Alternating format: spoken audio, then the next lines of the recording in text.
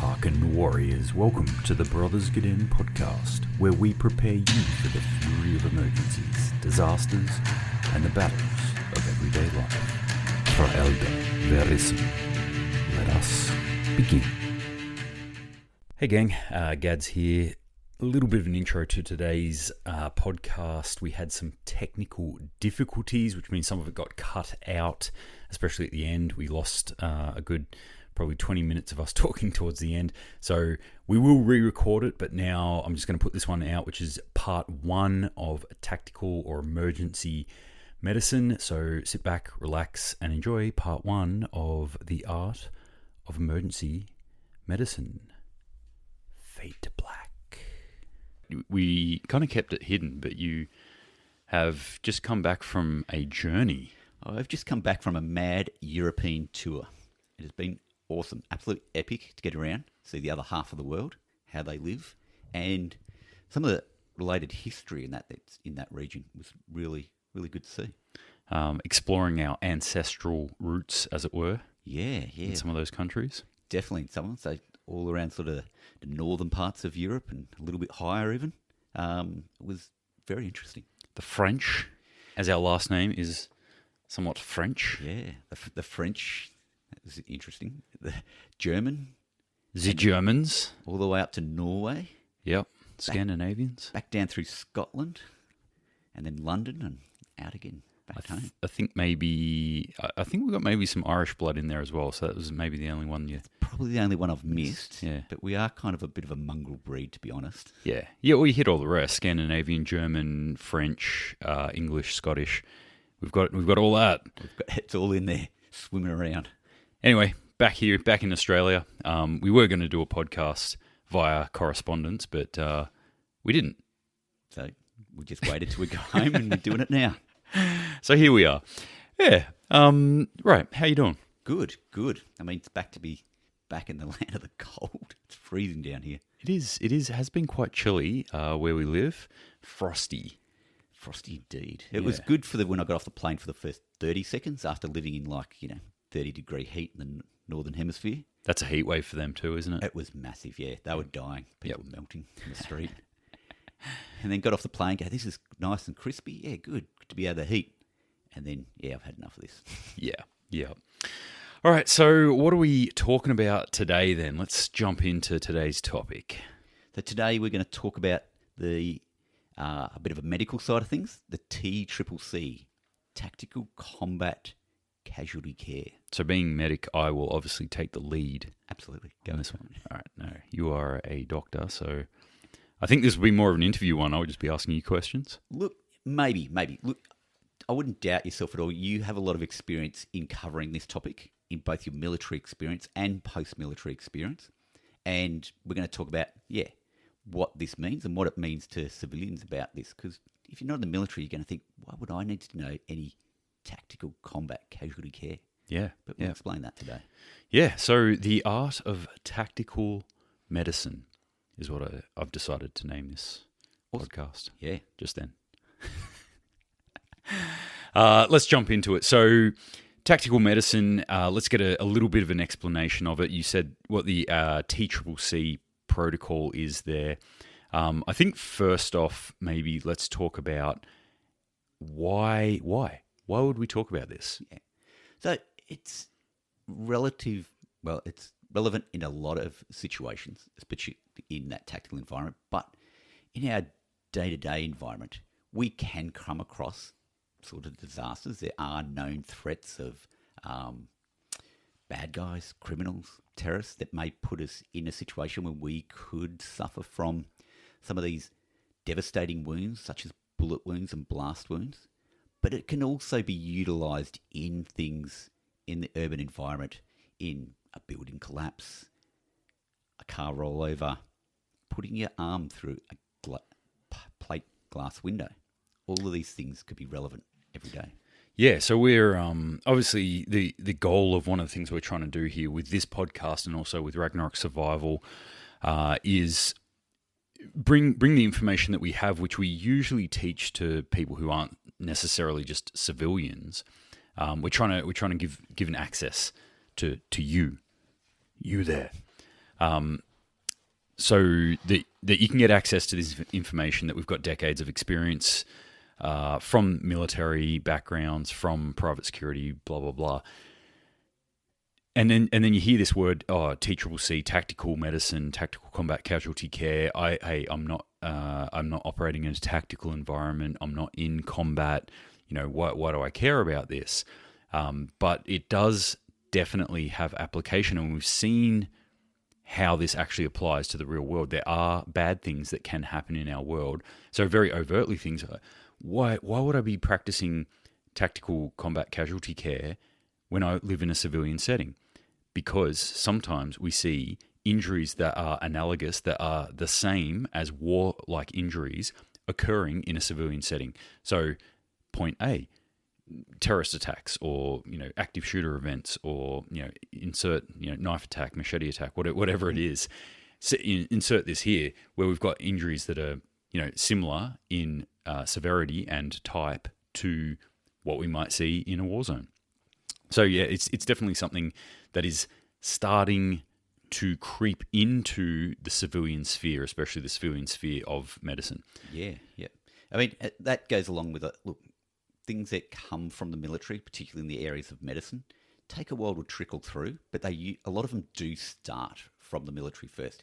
We find out how we use different techniques and different procedures, different bits of equipment. They get tested on the battlefield, and then you find about 10 years later, they kind of trickle through to the civilian world.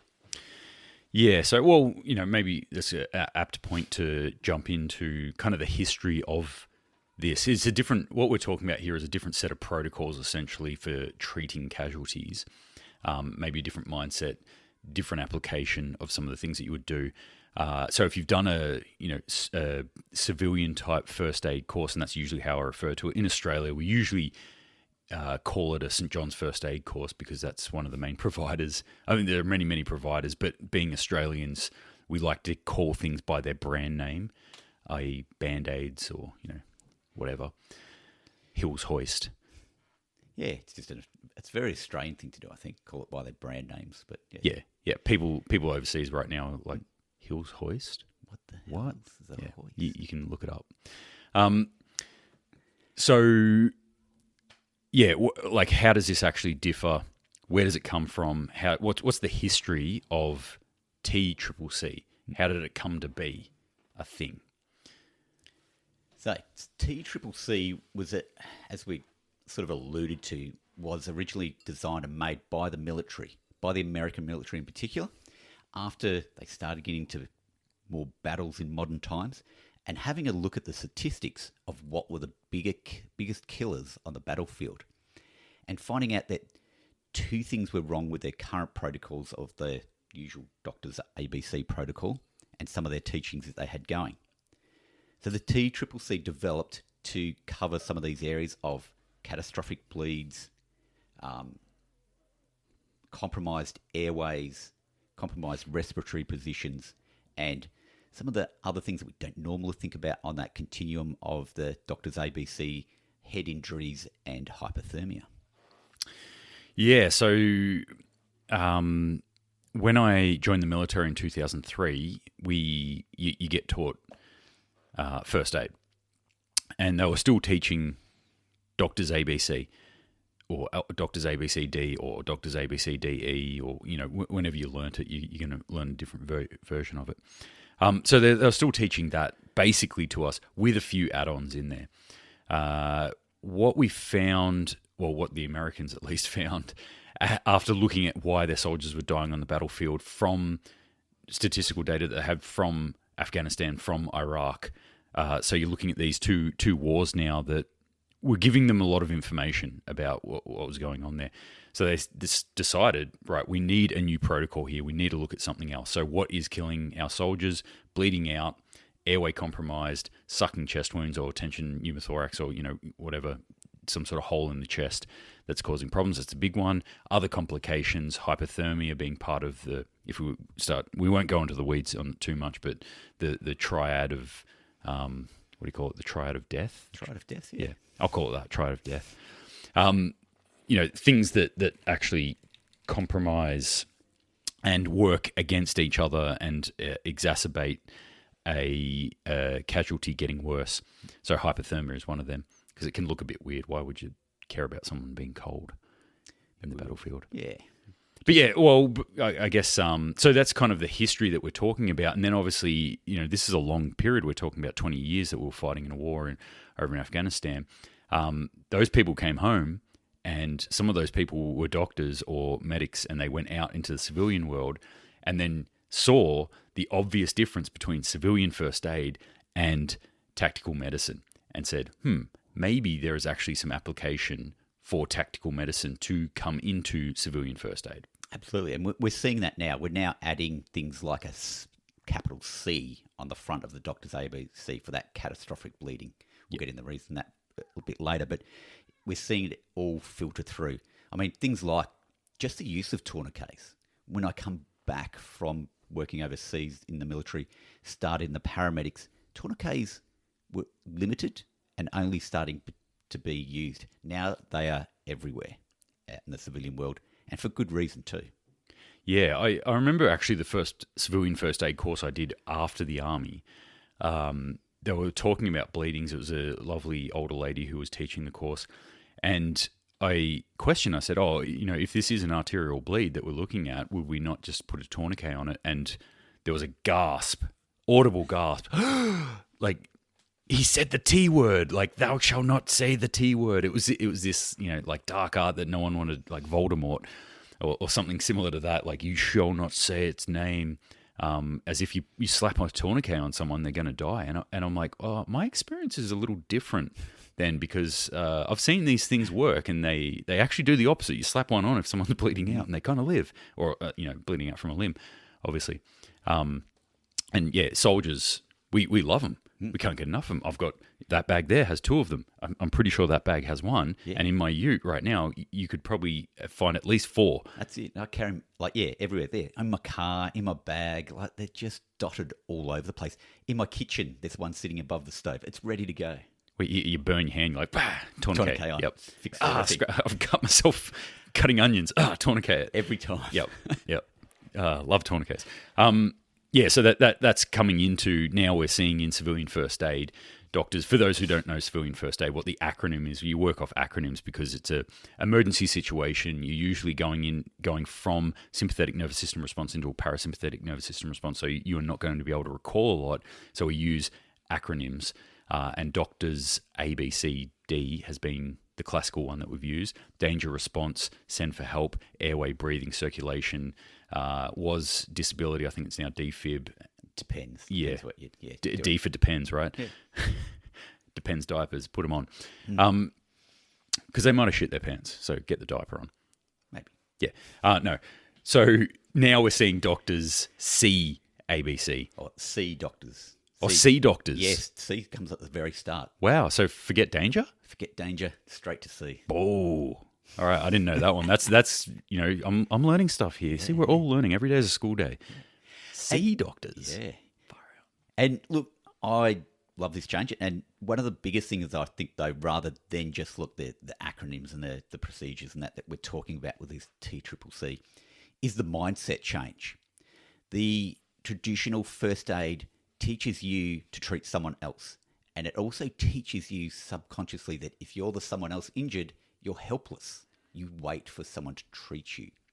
The TCCC teaches you self-aid first. So it teaches you now, I have to fix myself in this situation, and I have a means and an acronym to do it. Yeah. So we'll get to the acronym. And then, but before that, well, I'll just touch on that, the self-aid sort of thing, self-aid, buddy aid, first aid. So again, first aid, when we think about it from a civilian setting, is the first person that's going to help me, if the thing has happened to me, is somebody else who's coming in to respond. We're not usually focusing on that self-aid sort of thing. Another really interesting thing that the Americans found is, and my old training definitely did this, the old saying is you don't rise to the occasion, you fall to your level of training. So in training, you'd be walking along simulation, you've been hit, and you'd fall to the ground screaming, medic, medic, medic. And they found that soldiers were doing that on the battlefield, get shot, fall to the ground, going, medic, medic, medic, and then they die sitting there screaming medic, because the medic's like, yo, bro, I'm in a gunfight here, sort yourself out. I got some other things to worry about until I can get to you. So they changed the focus and said, right, you need to fix yourself first. That's what you need to do. Big shift from first aid. First, it's in the name. That should be the first thing that happens. It's actually really the third thing that happens in this protocol. So, that self-aid is a big focus of it. Save yourself first. Sort yourself out first. Get that tourniquet on yourself. Try and do whatever you can. Crawl to safety, blah, blah, blah.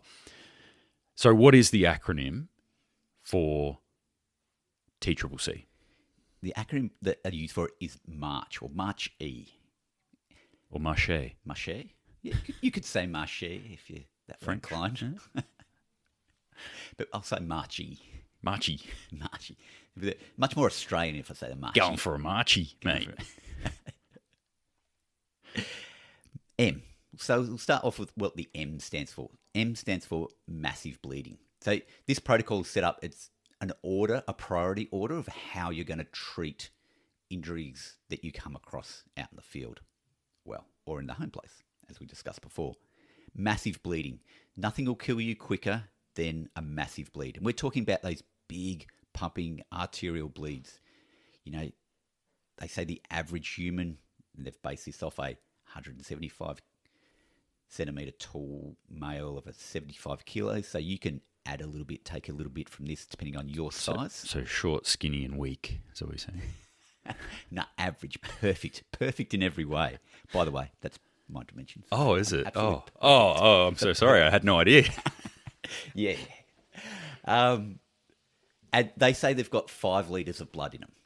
So, if you're a bit bigger, you've got a little bit more. If you're a little bit less, you've got a little bit less. But that can get pumped out of you very quickly. Your heart pumps at an extended rate, especially with a bit of adrenaline pumping after you've been injured. And if you've got a major arterial bleed, that blood will pump at you within a minute type of thing. So you have very little time to do something about it. So the first thing you've got to consider, because if your blood leaks out, if all the fluid leaks out, you're not going to get to the rest of it. None of the rest of it's important. We've got to stop that bleed, that massive bleed. The second part that we look at is the airway. This goes along with our doctor's ARBC. It's one of the easiest things to sort of fix. Make sure, airway's nice and clear. Respiratory, so fixing the lungs, making sure that they're operational. We'll talk a little bit about how we do that in a minute, or what things we can do in these kind of situations under this protocol. Circulation, you're going back and checking for those minor sort of bleeds that might kill you a little bit slower. Having a look at hypothermia or head injuries. Hypothermia is a really interesting one. We'll talk about that shortly. And head injuries are super important. Or as I like to think it more, because there's not a lot you can do about a good head injury, but there are things you can do about a broken cervical or neck injury. That's a big one too. I feel that is really focused on in civilian first aid. Like C-spine integrity is a huge thing. And it's kind of down in the protocol a little bit. Yeah. In this one. Yeah. And look, I think it just should be. It's still vitally important, but it's something that you've got to consider in all your movements along the way. C1 to 5 keeps you alive, as they say. Right. So, wait, did we get to E? No, we're not. And E, final one, evacuation. So in the military, that looks, evacuation is just getting that person out of there, getting help and getting that stage. Yep. Yeah, that seems like a little throwaway thing, the evacuation, but I think it puts a slightly different emphasis on it, or emphasis on this, that like what you're trying to do is evacuate this person. You're not trying to keep them alive for, the next 30 years. You need to keep them alive in order to get them to somebody who actually knows what they're doing. And so there's certain assumptions that you can put into this as well. Once you think, oh, wait, I'm trying to get them ready to evacuate. First off, all my treatments need to be tight. They need to be good enough to move. I'm not just laying things on and hope that it sticks. I need to actually secure these, whatever interventions I've done, in a way that I can pick up and carry this person. The second one is, the idea that help is on the way and that all you have to do is stay there. That's not necessarily true either. In civilian first aid, we've got ambulances and things like that. Somebody is coming to you. We might actually have to go to them, or at least move this person to another place, or move them out of danger. Yeah, definitely. So that's something to consider. So it's still vitally relevant in that situation. Yeah. So that's Marche. That's what we're talking about here. So a few things, little comments I'll chuck in there. First off is, sometimes I get the question if I'm doing a lesson on this. Well, D was the first thing in civilian first aid. Check for danger. Mm. Why are we not checking for danger in TCCC? Why are we not checking for danger? Yeah, it's a valid question. What I like to answer that with is that's kind of built into the self-aid, buddy aid, first aid idea that you should not be treating a casualty if there is still danger. You shouldn't be even at M if there is danger extant in that situation. You need to be sorting out the danger. And it's built for soldiers. Obviously, the protocol is called March. It's easy to spell. And they do a lot of it anyway. So. And, soldiers march. They're familiar with that. So you got to make it easy. Lowest common denominator, right? So the idea is it's for soldiers. You're in warlike conditions. Something has gone wrong. That every soldier knows there's danger, and I need to sort out danger first before I do anything else.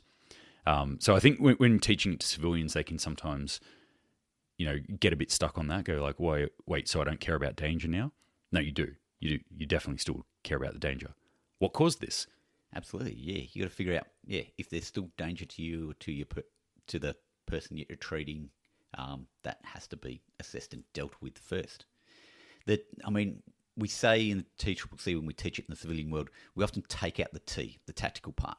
The tactical part is returning of fire, making sure that the place is, or getting the person to a semi-secure area so that you're not getting shot at yourself before you start the combat casualty care. That first bit is sort of fits under that danger. So are we safe enough to start the treatment? Yep. Yeah. I glanced over the buddy aid sort of thing too.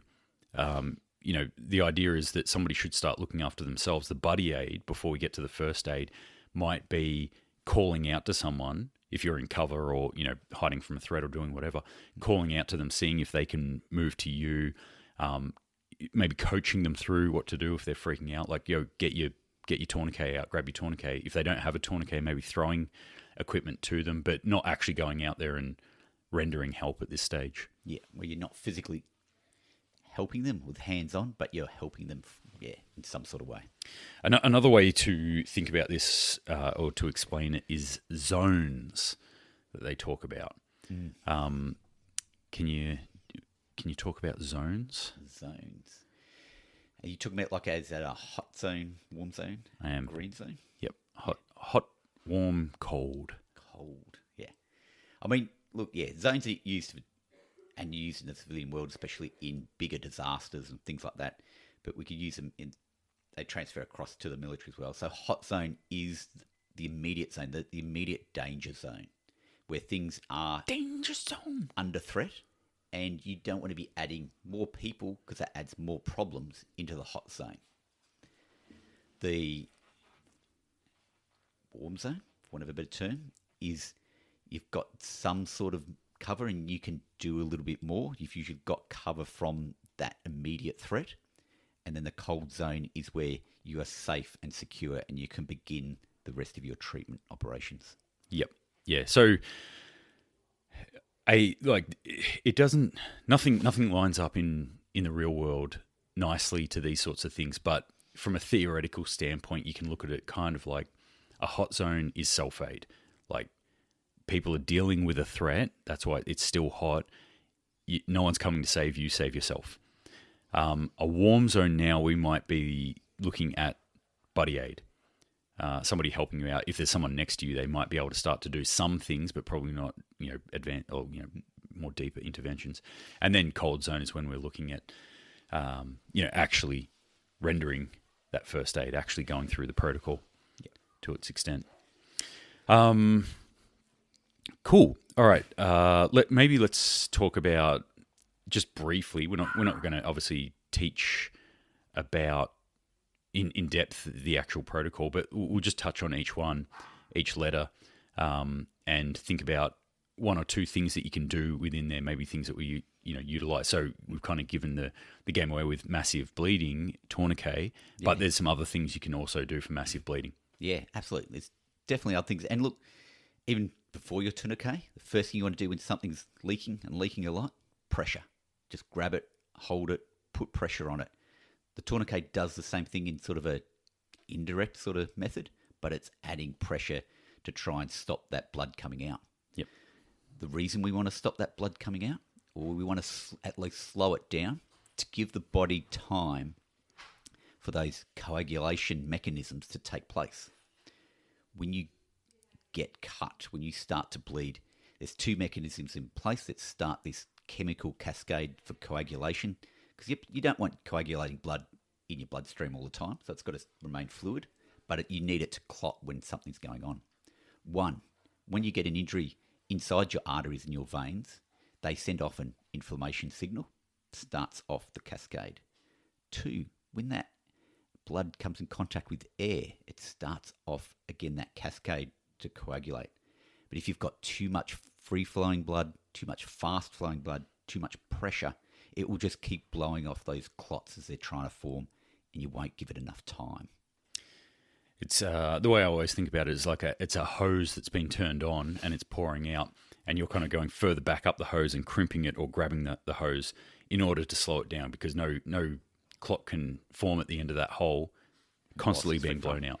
Absolutely, and that's the theory of the tourniquets. The other ways we have to sort of assist with this bleeding, besides like direct pressure, say grabbing hold of the end of the hose, is packaging. If there's a big hole that you can't get to that's a bit deeper, you can't put direct pressure from the surface on it, you can get some bandage material or something like that, stuff it in the hole, and that adds pressure, and it slows down the bleeding enough for the body and the blood to do its thing. So creating pressure, you're actually pushing material into a wound. Into the wound. Yeah, which a lot of people find pretty hard as a concept to stomach. Yeah, especially as there's blood coming out and it's squishy and it makes noise. Yeah. Yeah. This one, I guess it also creates a barrier there that when that blood coagulation wants to happen, you want to clot, it's got something to actually hit and clot against. To clot onto. Yeah. This, used the hose analogy before. This one I kind of think of the boy in the dike sticking a finger in the leaky hole. A little bit, yeah. Kind of. I'm explaining these analogies. Also, take that with a grain of salt, because my ultimate toolkit, problem-solving flowchart for first aid is keep the red stuff in the body, keep air going in and out. It's a good start. It's a really good start. I mean, I'm no doctor, so I can't pronounce people dead, but I think if you're not breathing and there's the blood's leaked out, the red stuff's come out, that's a pretty good indicator that you're dead. It's close, very close. Yeah. So there's a couple of things you can do for bleeding. Direct pressure, indirect pressure, packing the wound, elevation. Maybe also a thing. Limb, if it's a limb above the heart, can slow it a little bit as well. Yep. Cool. All right, airway. So airway, look, it's not that much different to what we get taught in your basic first aid, your doctor's DROBC, is you just got to clear the airway. So you can, if they've got stuff in there, tip them on their side so it falls out. I'm not that keen on sticking my fingers into people's mouths because they bite when they go from conscious to unconscious, or if they're a bit out of it. But, if they've had an injury to their airway, to their mouth, to their nose, you can clear it. There are things out there you can use adjuncts to put in. You put them in their nose, nasal pharyngeal, put in their mouth, and oral pharyngeal. As long as you know how to use it, that's fine. So these are tubes, for lack of better explanation, that you stick into someone's nose or into their mouth to create an artificial airway if that airway is compromised. Absolutely, yeah. It sort of, helps to keep it clear, for want of a better term. So, fun little story here. When we were doing our combat medics course in the military, they showed us Gaddelle's airways, which are a type of like hard plastic airway that you can put in through the mouth to create an artificial airway. And it's quite difficult because they've got a bend in them, so you've got to kind of go upside down and slide it in and around. And the medic who was teaching it said, you do it like this. Obviously, we can't practice on each other because military, we like to practice everything on each other. So, like, we were practicing bagging on each other, so we like pin cushions, cannulating. And for some reason, one of our mates goes, why can't you do it? He's like, because you've got a gag reflex and it hits a gag reflex. So you can only really do it on an unconscious person. He goes, oh, that's interesting. I don't actually have a gag reflex. For starters, I don't want to know how you found that out, man. But that then was like, oh, okay, well, let's practice on you. We didn't do it too much. I think you got one or two thrown in his gullet. But. And there you have it. That's part 1 of the art of emergency medicine. We will record part 2 ASAP and get it out to you, so keep your eyes peeled for that one. But until next time, stay safe and stay happy. I don't know. Don't bleed out until we can get the information to you. See you on the next one.